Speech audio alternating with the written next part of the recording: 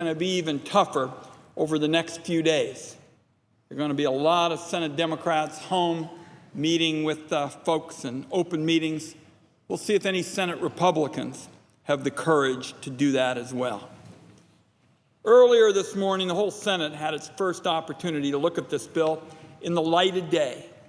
The debate that unfolded on the floor made it clear that our colleagues are committed to a partisan scheme to jam this bill through at any cost.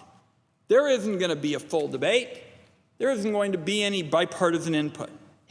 If you read through the fine print in this destructive proposal, as the American people have had the chance to do over the last several hours, it becomes clear why my colleagues on the other side have kept this bill hidden and want to jam it through as quickly as possible.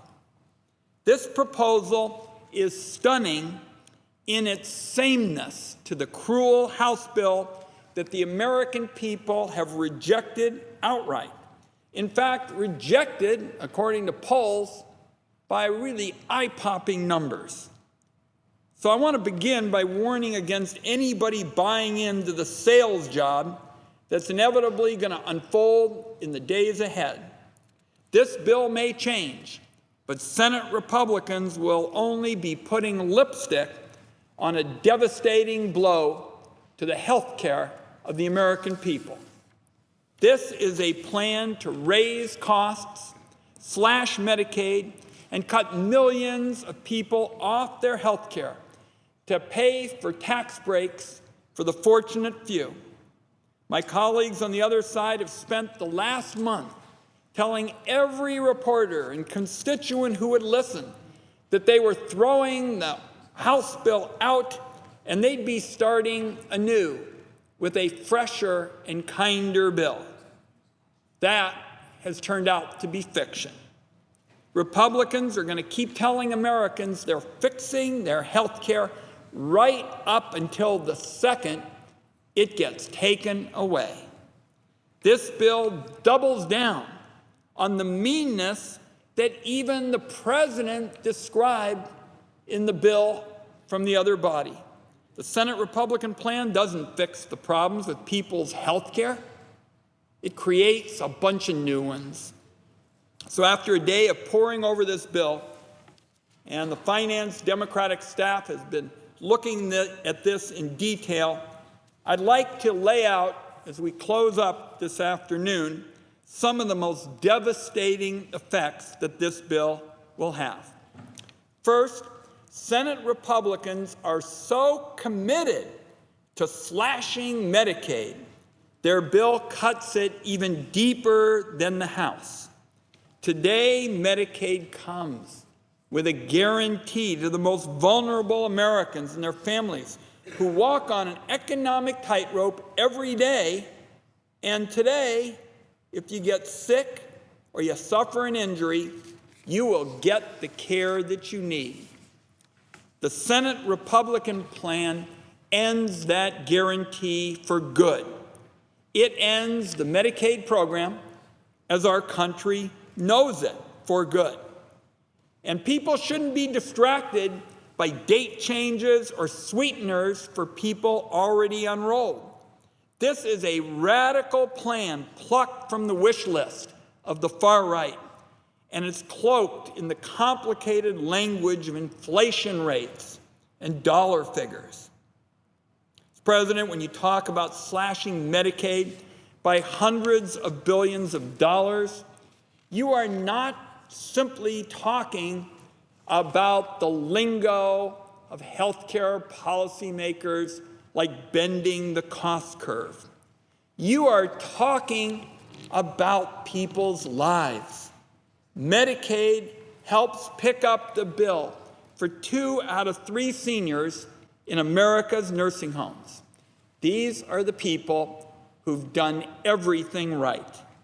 There are older parents, our grandmothers, our grandfathers. They scrimped, they saved, they worked hard. But it's pretty clear it is real expensive to grow old in America. And so Medicaid is there to support them and cover the cost of nursing home care when savings run out. The Senate Republican plan slashes Medicaid so deeply that states are going to be forced to cut benefits, and the guarantee of nursing home care will be in danger. This is one of the greatest threats seniors have ever faced, and it's being imposed on them by an act of Congress. Mr. President, I don't make that statement lightly. My background is working with the older people of Oregon and our country. I was director of the Oregon Great Panthers for almost 7 years, ran the legal aid office for the elderly before I was elected to the Congress. And I will say point blank, having worked in this field now for more than 3 decades, this is an extraordinary threat to the well-being of the nation's older people who shouldn't have to worry about winding up living in squalor or on the street. Families shouldn't have to worry about where they'll find the money to cover the cost of a nursing home. That's $90,000 a year, $90,000 a year on average for nursing home care. Independence, safety, and a reasonably comfortable old age should not become a privilege reserved just for the wealthy in our country. Second, the age tax in the Senate Republican bill is going to hit older Americans between 55 and 64 like a wrecking ball. They're going to be forced to pay several times as much as a younger person for health insurance. You're going to see older people desperately hoping and praying that they can hold on to their health until they make it to 65 and enroll in Medicare. I'd like somebody to try to explain what health care problem that's fixing or why it's a good approach to health care policy. Third, Senate Republicans have now cooked up a scheme to decimate the value of middle-class tax cuts for health care and send deductibles into the stratosphere. Here's how that's going to work. A whole lot of families in the middle class are going to lose their tax benefits outright. I have seen that as the ranking Democrat on the Senate Finance Committee that has jurisdiction over tax policy. Then, as if that's not enough harm, this plan cheapens the value of the tax benefits that were created under the Affordable Care Act. It is a scheme to force people into bargain basement insurance plans with sky-high deductibles. It also risks kicking off a death spiral in states where the private insurance markets are stable and competitive today. Fourth, Republicans have twisted a part of the Affordable Care Act I wrote to promote state innovation, and they're using it to give insurance companies the power to run roughshod over individual Americans. What we're talking about here is what are called Section 1332 waivers. And what was done back in 2009 in the Senate Finance Committee, it came out of my original bipartisan bill, the Healthy Americans Act, we told states that the Affordable Care Act was going to set a new bar for insurance in terms of coverage and affordability. And we said to the states, the laboratories of democracy, if you believe you can do even better, you can get a waiver so you can go test an innovative new approach. Now, we did build in protections, basic protections, so that people would get decent, coverage, their lives would be protected. The Republican plan wipes those protections out, wipes out the consumer protections. It tells states, okay, if you want to do worse, go right ahead. And in fact, the Senate Republican plan offers states a bribe to end basic health protections and lower the bar for insurance. You'll see insurance companies given a green light to cut essential benefits out of the plans they sell on the open market. So, for example, take maternity care. The Affordable Care Act banned the practice of price gouging women just because of their gender. But the Republican plan takes the side of the big insurance companies in this debate. On the fundamental level, this plan says that health insurance in America ought to be based on what men need, and what women need ought to cost extra. Services like maternity care would be an add-on item, and that means women are going to face higher costs just because they're women.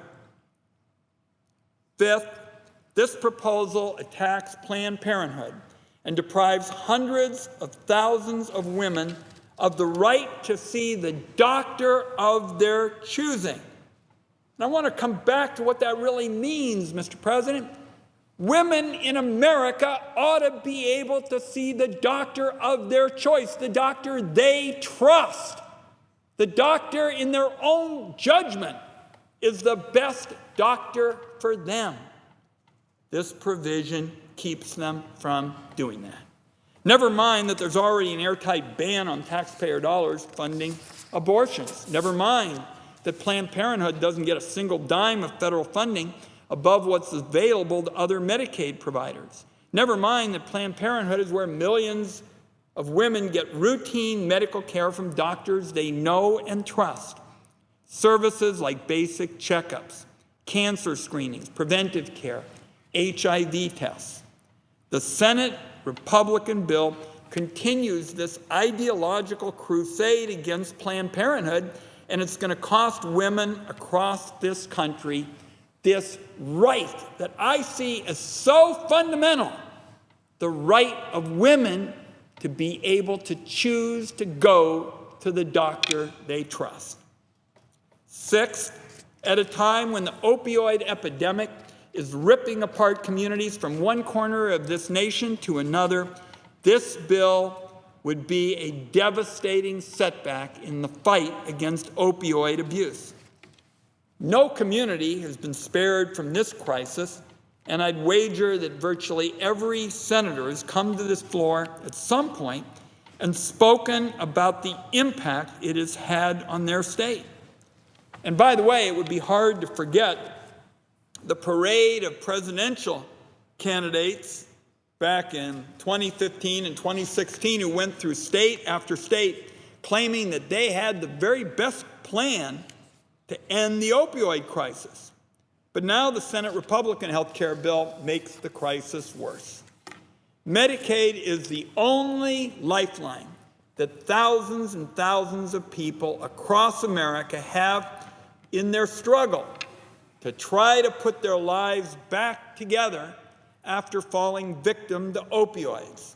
For thousands and thousands of people over the last few years, the treatment they've gotten through Medicaid has been their escape, their path out of a downward spiral that too often leads to heroin abuse and overdose deaths.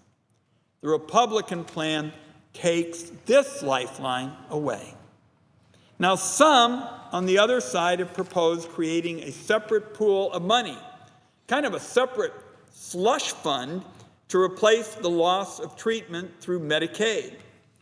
This, in my view, is a very serious mistake because it is based on a complete misunderstanding of the opioid crisis, and it's not going to work. The opioid epidemic is a public health crisis, and fighting it means making sure people can get the health care they need. That means treating substance abuse disorders the same way you treat other diseases. Our country doesn't pay for heart surgery through grant programs. We don't pay for chemotherapy through congressional appropriations. If you're sick, and you have health coverage, you get the care you need. Anything less when it comes to opioid addiction treatment is going to fail.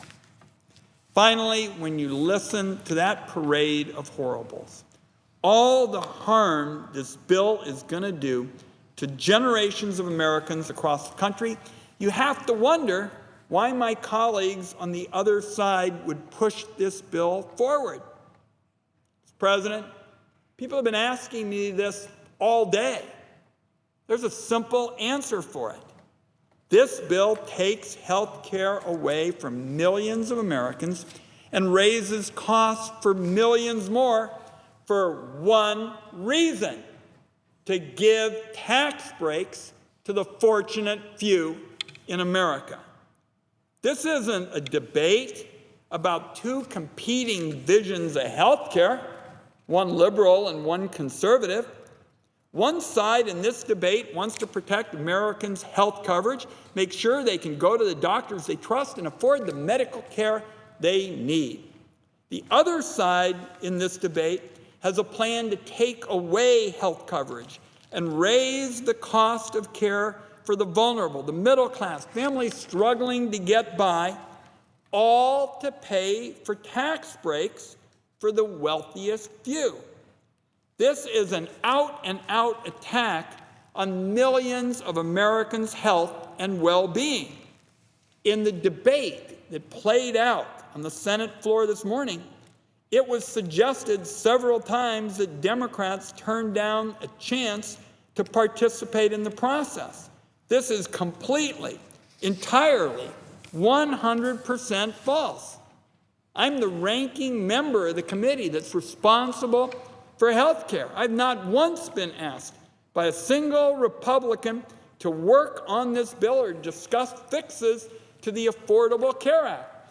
I was stunned this morning when I heard that Democrats had been given an offer to work on these fixes, that Democrats weren't interested in being bipartisan. Mr. President, I have made at the center of my time in public service working in a bipartisan way on health care. I have written health care legislation that has been signed into law, that has been bipartisan, that was based on principles that both sides of the aisle could agree on. And certainly if there had been any interest in a process that would actually give both sides the opportunity to do the kind of give and take that you do with the bill, not through this partisan my way or the highway reconciliation, I would have been very interested in it, and I know Senate Finance Democrats would have been very interested in it. But that wasn't on offer, Mr. President. The claim that Democrats have refused to work in a bipartisan way is fiction, a gross fiction. It's clear now that the only way to bring this partisan process to a halt is for Americans to stand up and speak out. And I'm going to just close with 2 points. Ever since those Grey Panther days, I've always thought that health care was the most important issue. Because if Americans and their loved ones don't have their health, then pretty much everything goes by the board. Can't go to the game, can't spend time with family, hard to do much of anything. And it's very clear that health care, as a result of this proposal for millions of Americans and for our country, is going to be at risk. What's at risk is the prospect that the Senate will turn back the clock to the days when health care was basically for the healthy and wealthy. We shouldn't go there. In the past, Democrats and Republicans have agreed we shouldn't go there. With the bill that I wrote, 7 Democratic senators, 7 Republican senators, that was the centerpiece of it. And by the way, several Senate Republicans who are here in this body were co-sponsors of that legislation. We shouldn't go back to those days when health care was basically for the healthy and wealthy.